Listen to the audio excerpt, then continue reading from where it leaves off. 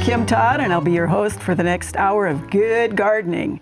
If you have some questions about your home landscape or your garden, you can give us a call at 1-800-676-5446. Our phone volunteers will be happy to help you. If you would like to submit a picture or two, you can send your emails to byf.unl.edu. Please tell us where you live. Give us as much information as you can about your question. And keep in mind, we do get several hundred questions each week, which does make it impossible to answer everybody's question on the air. Don't forget to check us out on our YouTube channel. Make sure you like our Facebook fan page. So let's start with some questions. And Jody, you're the very first one up. And this one actually comes to us from campus. So they discovered this first. This is the roses on campus. They weren't doing too well. She attached some photos. She'd like to know whether it's time to treat these roses or hold off because of pollinators. What is it? She said she started with superior oil. Is this right? What's the beastie and what's going on here? Okay, so this is rose slug sawfly. I don't know what superior oil is. Is that better oil than most? I don't know. It's a horticultural oil. Okay. Superior. Yeah. It's just a brand name. It's just the best. Yeah. You can treat for these. They will likely be around for another few weeks. That's what you see on the underside. You just want to treat like thoroughly on the top and the bottoms, mostly of the leaves. I don't know about the superior oil, but insecticidal soap will work, neem oil will work, and then if you need to use a pyrethroid, bifenthrin or permethrin. And if you're worried about the pollinators, I don't know if campus treats like later in the evening after the pollinators are away, but that would protect them. All right, and I know we'll have a lot of people that have this question. Yeah, and it happens every year. So like scouting early is really important because if you can get them before they do that damage, because if you treat now, it'll get rid of the ones that are feeding, but the damage is still already done to a lot of those leaves that you'll still continue to see. All right, you have one picture on this one. She says this little guy was munching the flower buds on her sundrops, and she's kind of wondering what he is, good guy, bad guy. Turns into what? It turns into a pollinator. So this is a white-lined sphinx moth. We get a lot of these. Their host plants are the evening primrose, which I think is sundrops, 4-o'clocks, and purslane, so kind of a weed. So we get a lot of those. And as moths, they're daytime and nighttime flying sphinx moths. They kind of look like a hummingbird. Pretty cool, good pollinator. So we kind of keep those around if they feed on the weeds. Excellent. And one picture on this one. This could come from a lot of people right now. This is an Omaha viewer, several small red bugs on the phlox. The phlox look pale, they have light-colored spots. How does she treat, or should she just remove all the phlox? I like to remove all the phlox. It does come back, but I do want to say that this is a phlox plant bug, and this one's a nymph. They actually are a lot smaller than that, and then they get a lot bigger than that. But scouting early is really important, so you can treat earlier. Again, it would be a pyrethroid that you could use for that. But yeah. It's hard, isn't it? It's very hard, and they make the plant look really bad, the stippling and the curling. So it can get pretty bad pretty fast. So as soon as those phlox start to grow, start scouting for those nymphs, because they do overwinter in the leaf litter and the plant litter and the stems that we leave for pollinators. So it gets kind of tricky. All right, thanks, Jody. All right, Matt, you have 3 pictures on this first one. This comes to us from Paxton, Nebraska. She has a sedum bed, but she has grass taking over, which is why you get it instead of Sarah.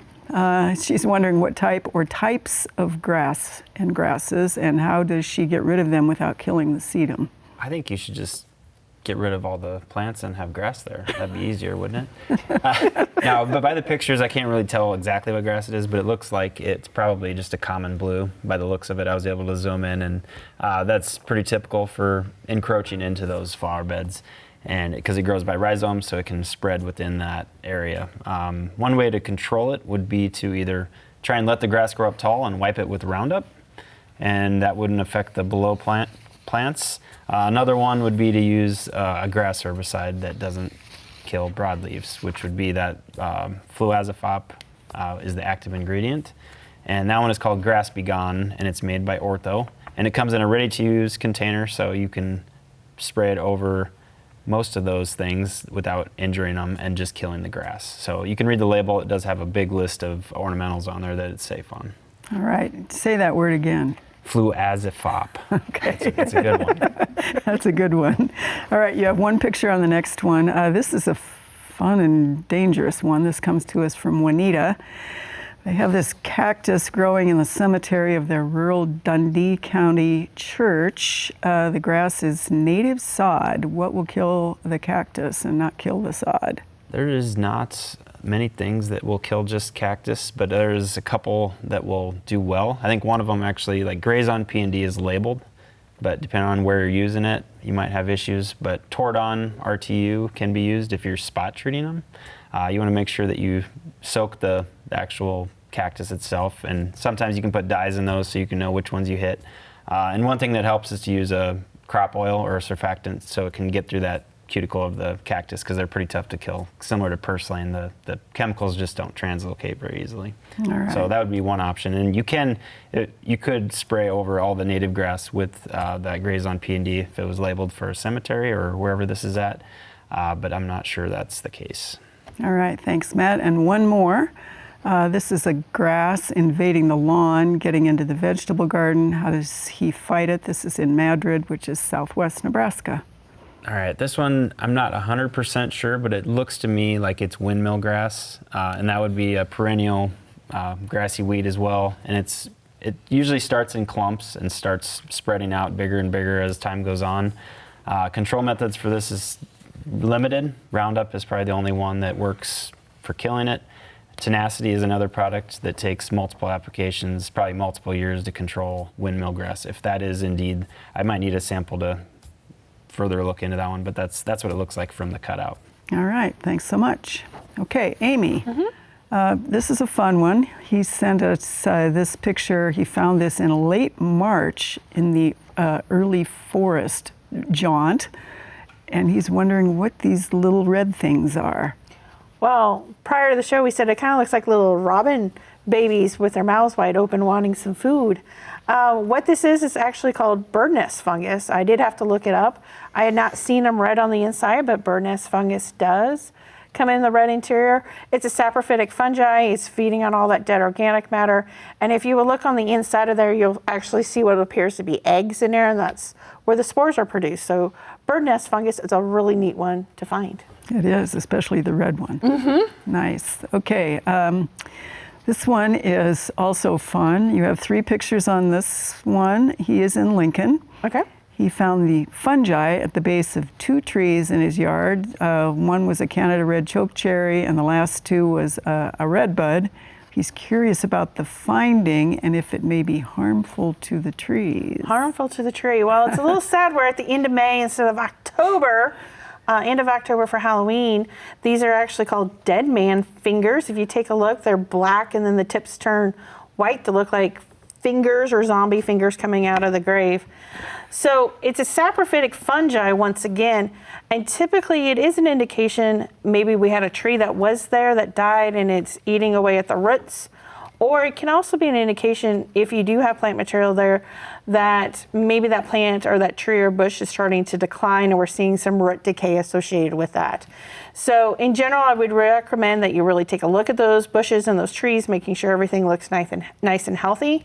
If things are starting to look a little iffy on the base of those, then we want to consider whether it's going to be stable enough or if we need to remove it just because, especially if it's a large tree, if it could potentially land on something. And so you don't think those dead man fingers will pull it They won't into pull it the down? No, ground? maybe not yet. Maybe eventually. All right. You have 2 pictures on this one also, and this is fun. It's a 60-year-old maple. They found it growing on the tree. They've never had it before. They're wondering whether it'll damage the tree and should it be treated. So our audience can see the tree and you can see what she's talking about here. That is just absolutely gorgeous seeing that mushroom in there. But if you look where the mushroom's at, it's in that crotch of that tree where when we start looking at those crotches, that's where we get a lot of rot and decay that happens because that water sits down in there and it slowly eats away. The fact that you're seeing a mushroom there is not a good sign for that tree. it is an indication that we have a heart rot that is occurring. We have decay of that tree. That is going to reduce the standability of that tree. And if we get a high wind, because the inside is hollow, it's going to break off a lot easier. So this is going to be a tree that we really need to take some time and look if it potentially it would fall. Would it fall on a house? Would it fall on a particular building? If it does look like it's going to be a threat to a home or major large structure, this would be a tree that we would want to consider removing from the landscape because it's showing major degradation on the inside of that tree. All right, thanks, Amy. Sarah, your first one comes to us from Manhattan, Kansas, and this set is kind of together, but this is a grafted lilac. They always call them tree lilacs, so they're shrub form, of course. But we have 2 picks on this one, and she's wondering whether it's a goner because this is what the graft union looks like on that one. Yeah, it really doesn't look great. I mean, it looks like that graft is failing. So there's not going to be a whole lot you can do other than just good general maintenance of the tree, which, is mulch and water during dry periods and things like that, and see, how long the plant can live. But I imagine you'll probably start to see some branch die back, and eventually probably that whole upper grafted section will die. All right, and then you have 2 pictures on the next one, and this is a 16-year-old. She's calling this a lollipop lilac. Mm-hmm. Gotten very top heavy. You can see the growth between the trunk and the branches, which seems to be cutting off the nutrients. Fewer and fewer leaves, fewer and fewer flowers. Is its time about up? And this is from Fremont. So it almost looks like a similar situation to me here where the graft union may be failing. The other thing that really bothers me about this tree is that it's tethered to the house. They're holding it up to the house with a cable, which is indicating to me that there's some root issues on this plant, that this plant is not stable enough to hold itself up, which it should be. So unfortunately, I think this one is another goner. All right, thanks, Sarah. And staying in the lilac world, this is a viewer in La Vista.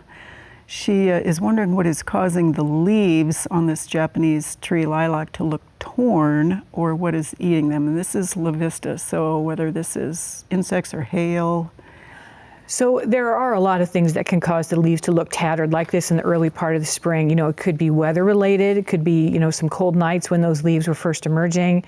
Maybe there are some beetles or some caterpillars or something that are doing some feeding damage. Could also just be wind damage or hail if you've had hail in your area. I wouldn't be terribly concerned about that though. I mean, the leaves are still functioning. Even though they're looking rather tattered, they're still photosynthesizing the way that they should. So I don't think that this is a huge issue for the tree. All right, thanks, Sarah. Well, this time of year, our garden centers are bustling with customers looking to get started on their projects.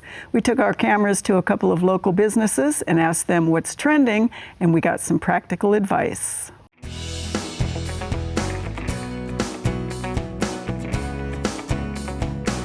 This year, everything that is hot, a lot of people are coming in, they want native perennials, native grasses, native shrubs. And even native trees, so we're kind of rethinking some of the options for our landscape, adding more natives. We have all kinds of challenges with climate, going back and forth, yo-yoing to hot and cold, wet and dry, mostly dry, so a lot of drought tolerant things. Fruit trees have been very hot, so edibles, a lot of people are buying vegetables. I think more people are kind of trying to grow vegetables at home. So one big one would be black petunias. We can never keep black petunias on the table. Perennial wise, Husker red penstemon is a big one. And then hardy hibiscus we can never keep around. Jalapenos, I think a lot of people are struggling to get jalapenos in. We grew I can't remember what my grandpa said, a few hundred, and they're all gone already, so. So some of the things that we haven't had a lot of luck with this year has been kind of the small fruits, the smaller edibles like raspberries, blackberries. There's always a demand for blueberries, although we're always like, maybe it's not the best option. We have serviceberry, which is very similar. So that's a really cool plant that great flowers, berries in the summer, and then awesome fall color on that one. Definitely gonna have to watch your watering with your stuff outside for sure. As much rain as we keep getting, you don't want to keep it soaking wet, but you also don't want to say, oh, it rained and forget about it for 4 days and then it's going to be dead because you didn't water it. So that's one big one. With the amount of storms and wind and everything we keep getting, definitely if there's something coming, you want to cover it. So most people haven't really had to water a whole lot. So all the customers that come in are buying plants. We are always talking about watering. We're still talking about watering. When to water, when not to water. Don't overwater your plants. It's one of the biggest issues we face, be it trees or shrubs or perennials or anything. It's just giving them too much water. A lot of trees and shrubs go to the newer parts of town, which are the new construction homes. So they're very heavy clay. You don't have to water quite as much there because the clay is so heavy it holds a lot of water. We all know Nebraska weather. What was once dry is now soaked, maybe flooded. Keep those things in mind when you're finishing up your shopping this year for your plants. Don't finish that shopping. Don't finish it, just do it all season.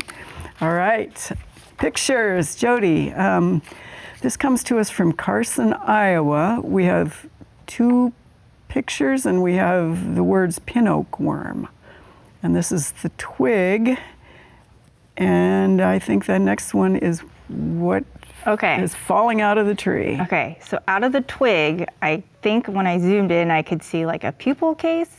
So this leads me to believe that if this is a borer in an oak, that it's a caterpillar, not a beetle larvae. If it is a caterpillar, it could be a clearwing borer, and that would be a daytime flying moth. It depends kind of what the rest of the tree looks like.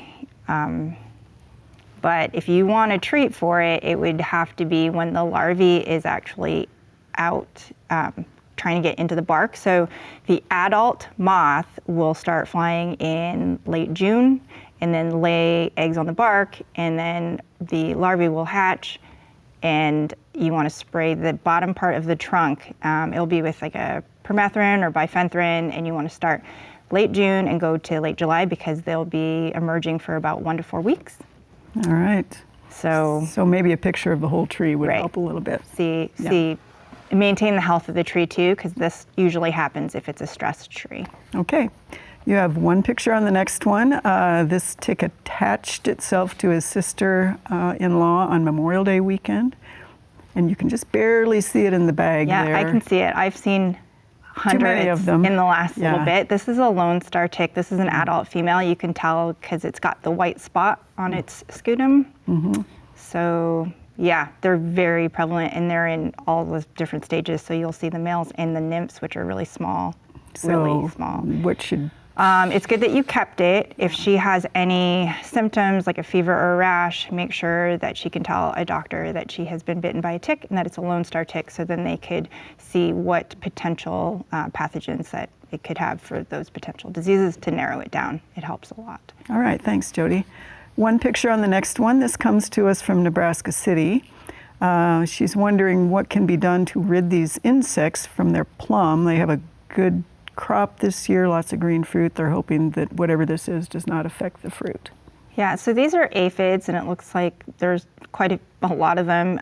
You can take the hose, strong blast of water, and spray that down, and I would recommend doing that a couple times a week to knock them all down. So aphids, they can multiply by cloning without mating, so they will come back, so you want to just keep spraying that down. If you do want to use something like insecticidal soap or neem oil, just make sure you read the label. All right, and 1 more, and this comes to us from La Vista. What are these tiny white bugs on the rosebuds, and how can she get rid of them? It's the same. They're aphids.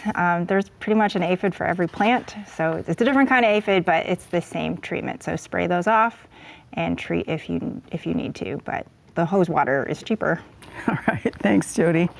Matt, this is a interesting buffalo grass question. This comes to us from Curtis. Last summer, he planted 5,000 square feet of the newest variety of Cody. He tilled, sprayed with tenacity, did an oops because he forgot to shake the sprayer and did a big kill. So this is a whole year later. He didn't get a good stand last year. He's wondering, should he be able to try again now, and should he also spray with tenacity before he tries to reestablish? That's a good one. Yeah, tenacity is a low-use product, so it's like the high rate is 8 ounces per acre. So if you're mixing in a small jug for like, let's say 1,000 square feet, it's probably like 0.2 of an ounce. So be careful with that one and make sure you agitate it. Obviously, you kind of found that out. But generally with that rate, you get 4 to 6 weeks where that is active in the soil, and then it pretty much dissipates. So depending on what rate you actually went at, I would say a year's time should give it enough, unless you were way, way high, to be able to reseed in there. It looked like there was some grass growing in there, so that's a good indicator that maybe that has broken down, its half-life is diminished. So I would also suggest maybe tilling that area just to incorporate that within the soil, and you would bring up some fresh soil that wouldn't be binded to that tenacity on the top layer. I would wait to apply that second time and see what happens first. If it starts growing, you can apply it after the emergence of buffalo grass. All right, thanks, Matt. 2 pictures on the next one. This comes to us from Omaha. Can we identify this weed? Prolific, long, skinny roots. Somebody said it's poison ivy, but it's not. It's not poison ivy. I had some help with this one. Goutweed, or bishop's goutweed. And it is a perennial that spreads by rhizomes, so it can be very difficult to take a hold of if you let it go. So the best thing to do with this one is to try and pull it out and get those rhizomes. So you might have to dig it out. The other option would be to treat, if you cut it, treat it with Roundup, and maybe that'll translocate into those rhizomes. But that's going to be a long process if it's woven into some of your established plants. All right, 1 pick on the next one, and then a follow-up, which is the same plant. One is, we don't know where the first one's from. The second one is mead. What is this viney plant? Her question is, it's in a ground cover and it's sprouted, and how can she kill it but not kill the ground cover or hurt the tree? And the second one is simply a really good picture of the same plant. Yeah, I think the first one didn't have thorns on it, so it's a type of like greenbrier. It might be common greenbrier, and then I think the next one has a lot of thorns on it, so it could be that bristly greenbrier. They're just same family, just different ways they grow. One has thorns, and I think the other one doesn't. For controlling this, I think cutting it off at the base, finding where it's going into the ground. But same thing, they can spread throughout the ground. It's a woody vine, so it's going to spread. So maybe treating those cut marks. You can't really spray trichopyr or anything next to your, let's say, trees or anything like that, because that's going to get in the soil. So I would suggest either phenale, which is glufosinate, because that doesn't translocate if it is woven into some other plants, whereas glyphosate will translocate. So that'd be the difference. If you treat those cut areas with it, it should work. All right, thanks, Matt. 2 picks for you on the first one, Amy. This is a Bellevue viewer. She has white patio chairs, and along the edges and on the wall, these little tiny dots that are kind of raised, and she's wondering, is it pollen or what is it? You're actually in a battle zone, because these are artillery fungus that are being catapulted to your house. It's a saprophytic fungi, a really neat fungi once again, but it's like a catapult. So the fungus grows up and then it shoots back and it flings the spores several feet away from it. That way it's able to spread. And if you have a white surface, those spores stick to them and they are sticky. It's hard to wash them off, but that's what you're dealing with, is artillery fungus. So you have a battle going on in your landscape. All right. You have 2 pictures on the next one. This comes to us from Elgin, which is Antelope County. Almost all the leaves on his autumn purple ash look like this. The tree is about 30 years old and the leaves crumble like burnt paper. So the amazing thing is, I went and visited a location last week north of Ewing with the exact same situation. So we're really in the exact same ballpark. The only thing I could come up with is it's frost damage. We had some cold weather about probably a week and a half to almost 2 weeks, and the temperature did drop down to right around that 32 degrees. And so those ash leaves would have just been really starting to emerge out. And so that's where I'm kind of leaning on those ash right now, is that it's frost damage. We should be getting a second flush. If you look at the other trees, like where I was at north of Ewing, I had oaks that showed no damage, but the leaves were not expanded at that point in time, which is giving me an indication that's probably environmental. All right, thanks, Amy. 2 pictures on the next one. This comes to us from a Torrington, Wyoming viewer, and he sent these pictures of this particular tree. What's wrong with it, and is there anything he can do to help it? So these pictures actually kind of stumped me a little bit on what's actually going on. It isn't a mushroom coming out of there. It's kind of weepy. I would just say at this point in time, it's just the tree, just some natural occurrence going on. Just watch the tree. I wouldn't be concerned about it.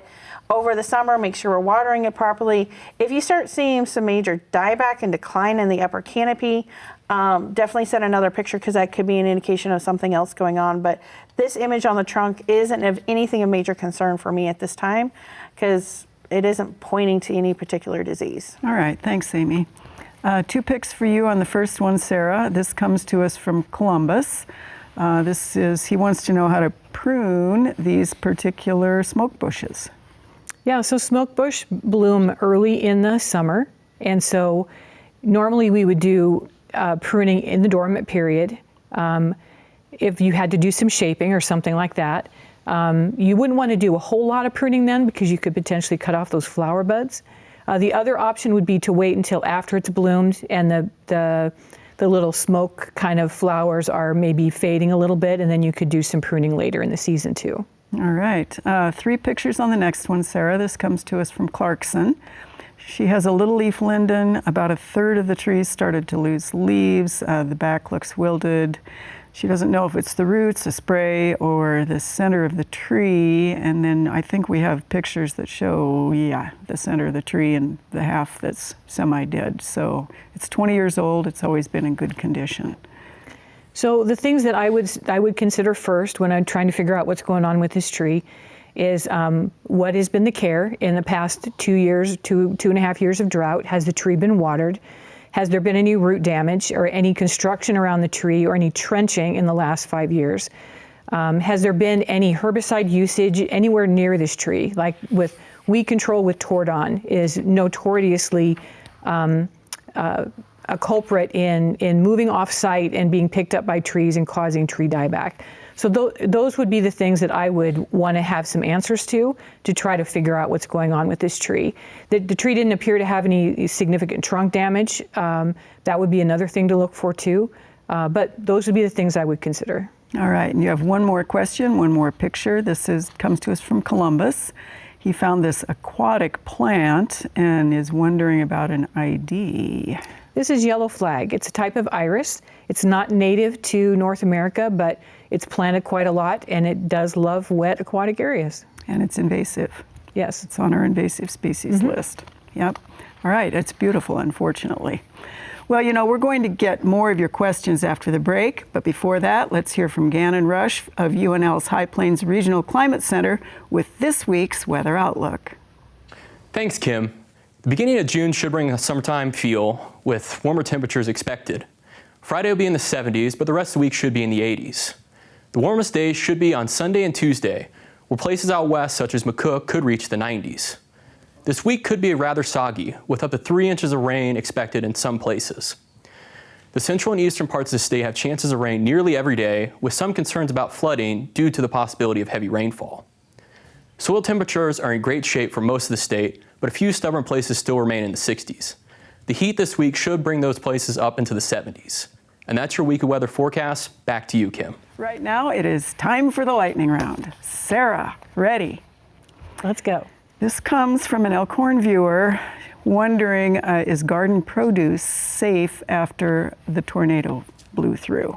As long as the produce didn't get flooded, then yes, it should still be safe. All right, and the same Elkhorn viewer wonders whether the force of the wind could drive debris into root vegetables. Maybe. I think it's unlikely though. I wouldn't be terribly worried about that. All right, we have a Howells viewer who wonders whether tomatoes should be pruned. There's a lot of controversy about that. I would say do whatever feels best to you. Perfect. We have an Elkhorn viewer wondering when to remove the leader training stake from a new tree. Came from the nursery with the... Tree should never be staked for more than a year. Okay. So. We have a Coatesfield viewer who had a variegated grass that came up mostly green. Is it possible to restore the green? No, once the green portion takes over, the variegation is usually lost. So it's unlikely, unless you still have some variegation left, it's unlikely you can reestablish it. All right, how tall should sweet corn be after 5 days? It's only 1.5 inches tall. Sounds about right. Okay, thank you. That was an Omaha viewer. All right, nice job. Okay, Amy, ready? Yes. This is Lincoln viewers. Okay. What are all those spots on the leaves of the penstemon? Penstemon rust will be going on right now. Exactly. We have a viewer, I'm not sure where this one's from, that has bands of purple on the stems of a pagoda dogwood. It could be canker. It'd be where I would leaning toward. Those we usually want to prune out if possible. You can wait until this fall. All right, this is an Erickson viewer who wonders if there is a disease of old cottonwoods that would cause shriveled leaves on some parts. Just natural decline of our old cottonwoods, especially in that Erickson area. We're seeing a lot of that, and then the impacts of the drought the last 2 years. Okay, we have a Lincoln viewer who says that all of a sudden they keep getting black wilted leaves on their clematis. That's a hard one. A picture would be helpful. I would maybe make sure you're not overwatering that clematis. All right, Malcolm viewer has orange hard, tiny little things on fine line buckthorn. What is that? That would be also rust, cedar buckthorn rust. There's nothing you can do for it right now. Perfect. All right, you ready, Matt? If you have 7 questions, yes. I do, actually. Okay, we have a viewer who wonders, is it important to mow the lawn in different directions? Yes. Changing wheel pattern helps with compaction. All right, we have a West Point viewer who has newly installed sprinklers, and their sprinkler person said run them at 5 in the morning. Is that okay? Yes, early is better. That way it's not wet through the night and causing disease. All right. The same viewer says the amount of time on that is actually putting on 1/4 of an inch every single morning. They do have sandy soil. You may need it in sandy soil, especially in dry spells, but if rain or something comes, you can skip a day and try it every other day. All right. An Omaha viewer wants to know, this is kind of yours, given the weather, is this the best time for grub control? Depending on what you're using.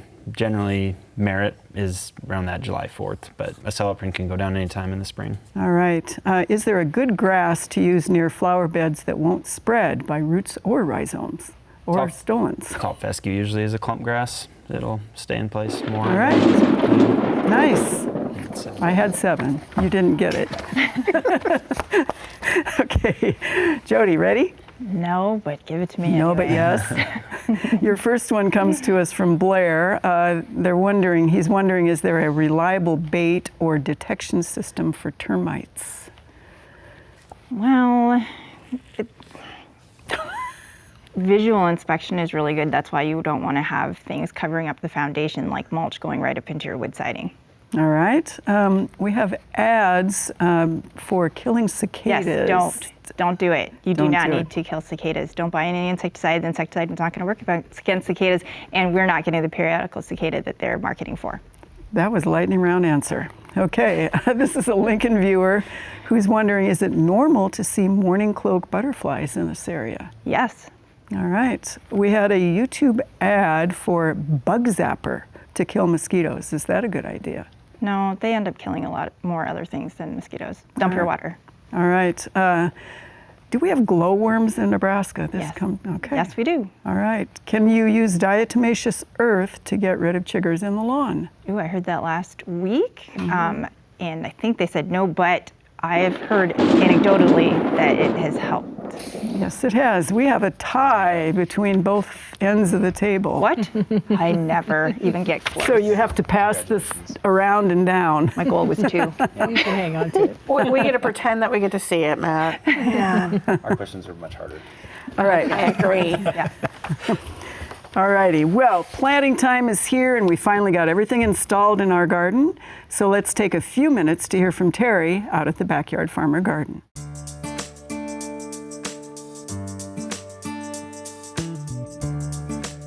This week in the Backyard Farmer Garden, as you can see, we have almost everything planted. Our raised beds, the ground, and our containers. So it is really looking like summer now, and we're really excited to see how our plants are going to perform this year. As you can see, we haven't gotten our mulch down within our landscape beds, so that is the next project that we're going to do. Remember, we had all of those oats from our cover crop that we saved back, so we're going to cut those up and those are going to become part of our mulch.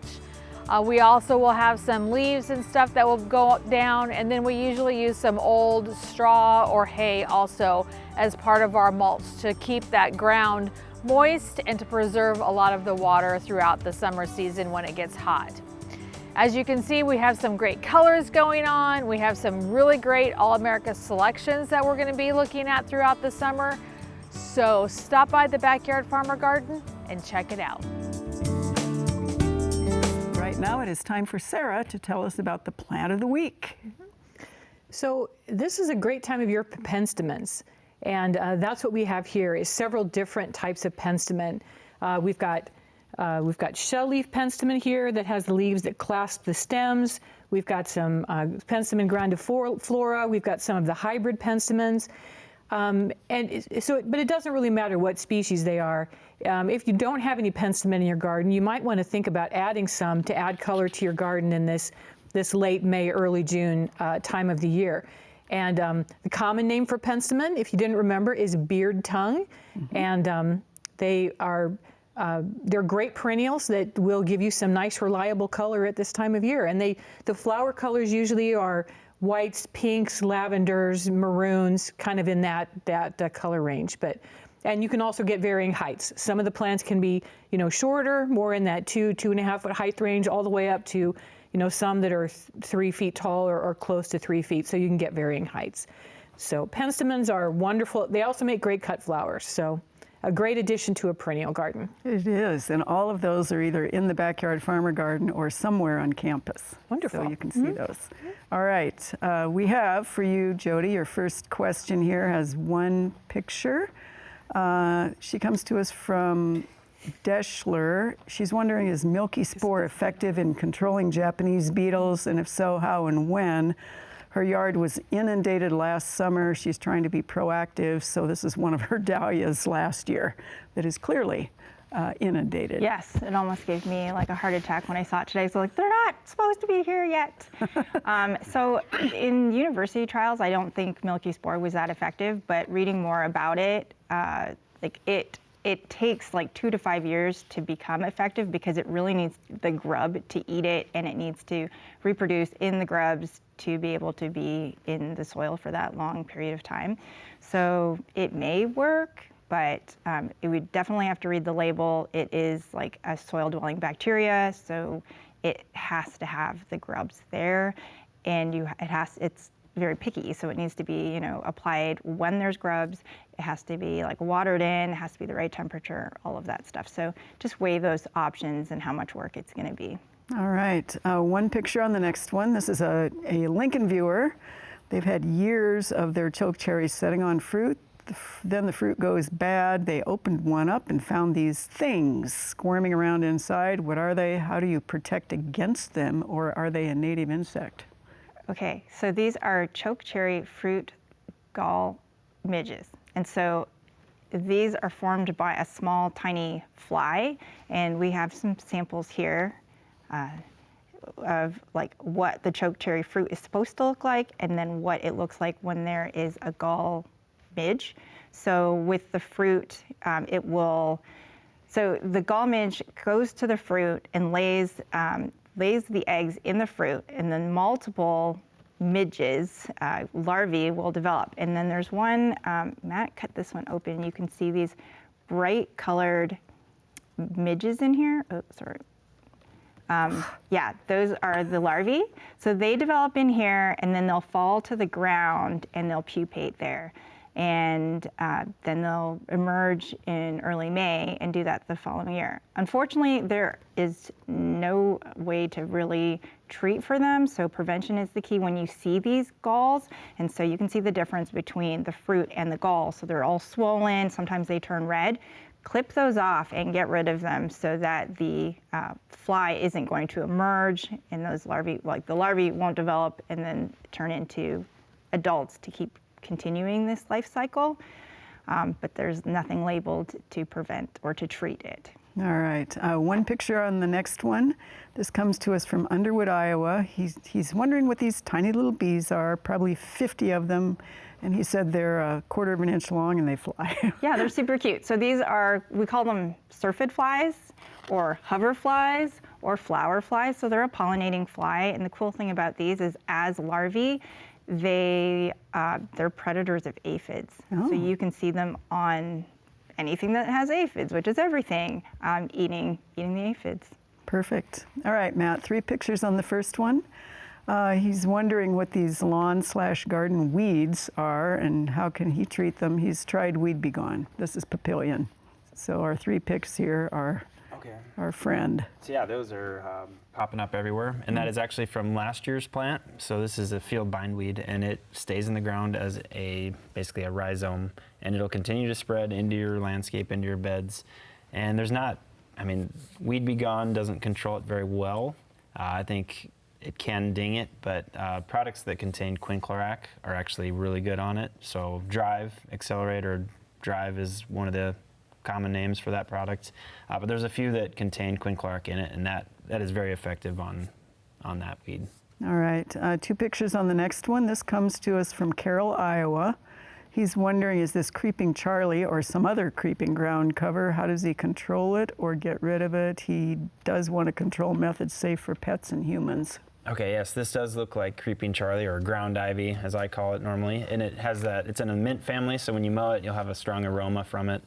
And yes, controlling this one, generally you would use a product containing triclopyr or fluroxapyr, and they both work really well on it. But if you're looking for something that's not one of those two, Fiesta, which is an iron product, or there's a few other iron products that work, and they do a pretty good job of burning these leaves back. Might take multiple applications, just follow the label, but it'll help get rid of it.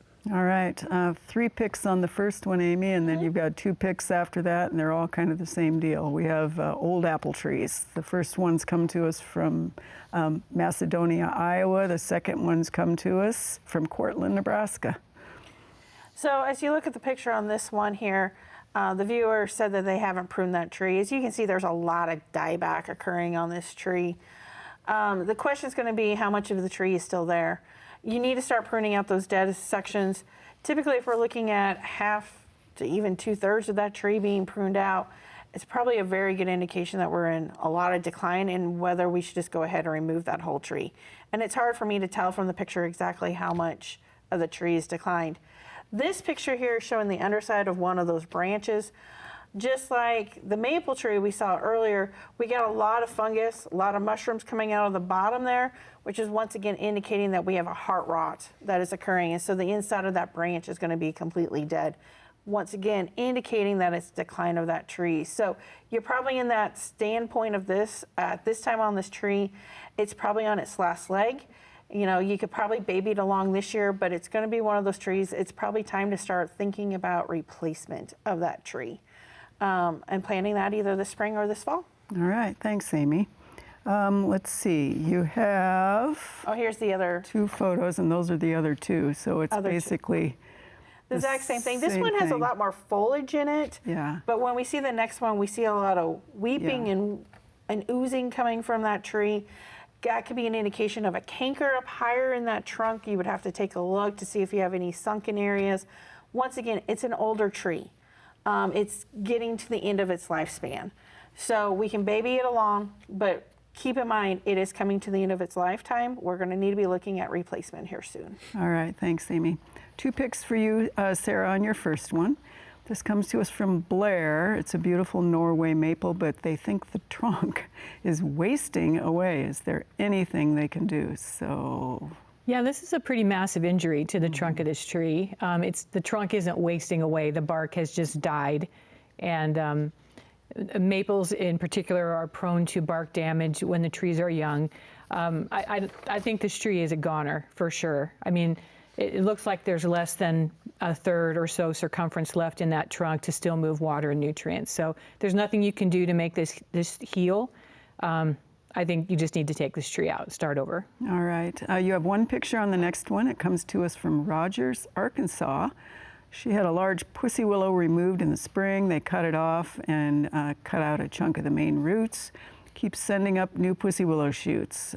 Keeps coming up. Is there a way to get rid of the shoots? Yeah, you have to kill the root system. You know, when you take a woody tree down, oftentimes you'll do a stump treatment that is with a systemic type of a herbicide that is meant to translocate into the roots and kill them so that they don't send up shoots like this, you know, and they can do that for a long period of time. Since these shoots are relatively thin, it's probably going to be difficult to do a stump treatment on this, but you could just go over the top. I would just use Roundup. Just spray them with Roundup. Whenever they reappear, just spray them again. Eventually that trunk and that root system will take in enough Roundup that it will kill the whole thing and it'll stop doing this. All right, thanks, Sarah. Well, for our second feature tonight, we're going to demonstrate a technique to help some of your landscape plants bloom, but there's a difference in techniques depending on the plant. Here's UNL horticulture student Corey Schumacher to tell us more.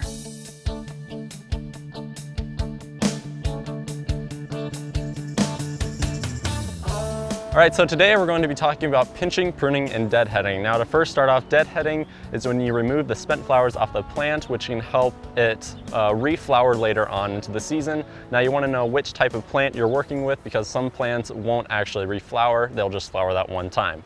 Now pruning and pinching is when the plant hasn't flowered yet. Today we're going to be specifically talking about asters and sedums. Now when you come in to prune a plant, you want to remove at least a third of the height of the plant.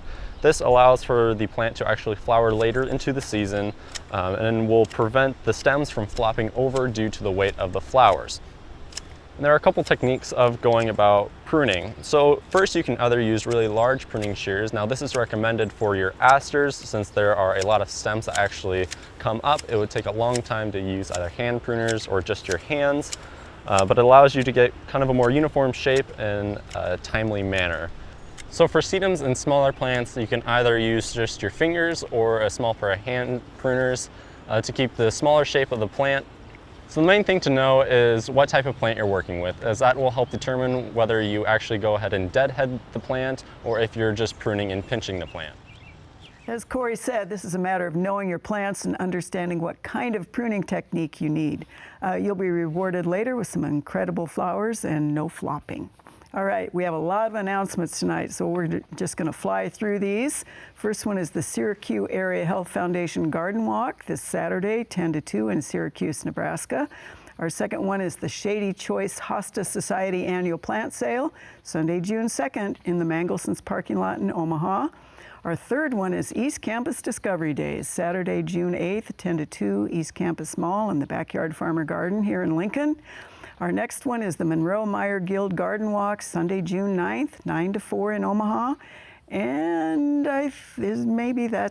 one more, Backyard Farmer Live. That would be us, of course, at Hastings College, Monday, June 10th, 6 p.m. in the Perkins Library Green. That'll be a lot of fun.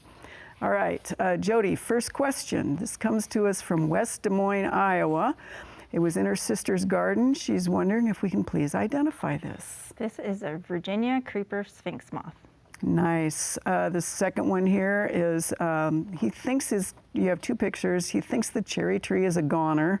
Began last year and it was pretty far advanced, but his real question, and you can see it on the second one, is the nearby maple in danger from whatever killed the cherry tree? No, but that looks like a pretty dead cherry tree. It's a shot hole borer damage, and that's a pretty stressed tree, but it shouldn't be a problem for the maple tree. All right, and then from Lincoln, what is this strange insect? This is a Nessus sphinx moth. Nessus? Nessus, Nessus. Nessus, wonderful. All right, Matt, two picks on this.